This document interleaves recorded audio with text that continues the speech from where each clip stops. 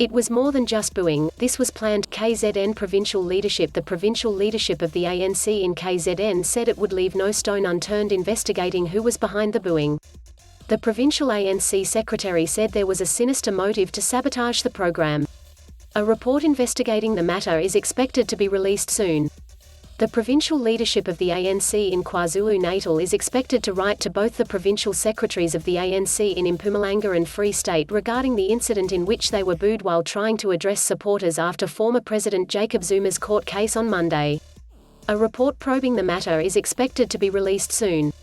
KZN Provincial Secretary Mdamaseni Ntuli said they were still investigating the matter as they believed that those who booed did not necessarily come from KZN but rather the Free State and Mpumalanga.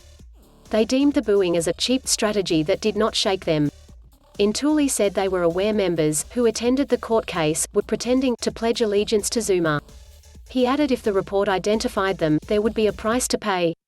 Those who may be identified and be found to be coming from KwaZulu-Natal, we are going to have an engagement with them because we want to understand what could have really motivated them to act in the way that we saw yesterday.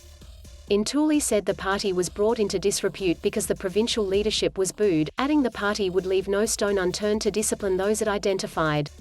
This a day after the KZN Premier Sile Zikalala and Ntuli were booed by ANC supporters after Zuma's court case in Pietermaritzburg on Monday.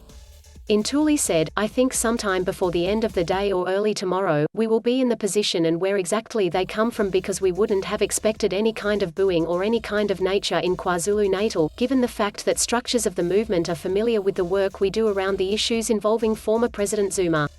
Ntuli added it was highly unlikely ANC supporters from KZN would have caused such havoc, adding it was concerning that those who were causing disruptions had a political motive and did not come from KZN. What is even more problematic for us as the provincial leadership, is the fact that there are people who are not coming from our province who are here supposedly to give support to former President Zuma. And upon their arrival in the province, seemingly they have internalized long before they arrive in KZN that they must come here and cause problems to the leadership of the province. He said the disturbance was well planned and calculated, adding the supporters never had any experience of being led by Zikalala or himself, and it was a clear indication something was wrong. Ntuli, however, did not disclose who could have been behind the disruptions. Ntuli said, to simply arrive in the province and start doing what they did is clearly a blatant indication of how these people were prepared long before they departed Mpumalanga and Free State. That when you arrived there, part of your mission is to make sure that you sow division in the provincial leadership so that you create an impression that the leadership of the province is losing control of the province. He said there was no truth in the statement that said the ANC had deserted Zuma. Now, if there are comrades who are mobilized on the basis of lies, we need to understand what kind of ANC do they belong to, which is driven by factions as opposed to the objective reality we are confronted with.